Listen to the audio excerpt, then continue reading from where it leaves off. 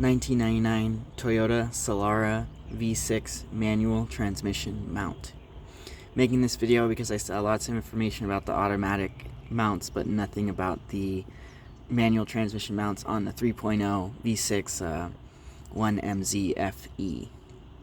So the first thing you're going to want to do is take your jack, and you're going to put your jack with a pad, like a pad that's rubber, that's not going to hurt the case of the transmission. You could also use a block of wood. You're going to support it right about there, somewhere along here. There's the drain plug right there, just to orient you. Let's zoom out a little bit.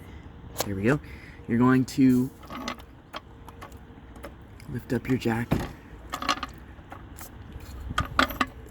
support it here, and you're going to want to put just a little bit of upward force, not a lot, and you will see the transmission move and you'll get a feel for it. But the important thing is that it's supported, and that because when you remove these brackets, it could fall down a little bit, and you don't want to put stress on your drivetrain components, transmission components. The next thing you're going to do is, we're looking right now underneath the transmission. So you have the CV axle right here.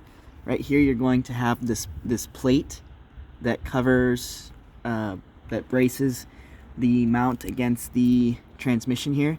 You're going to remove these 3 14mm bolts. Just take them out, and you might notice the transmission move a little bit. You're going to want to make sure that your jack is supporting it, doesn't let it fall too much. Maybe throw some PB Blaster on there, because these guys could be a little crusty. At this point, you're going to move to this frame rail right here, and there will be 2 plastic covers right here. Let me grab those. They look like this, and there's one right there and right there. Just pry those out with a screwdriver or something. In here, okay, there we go, assuming it will zoom, is 2 14mm nuts, and you're going to take those off, and at that point your transmission mount is going to want to fall right out.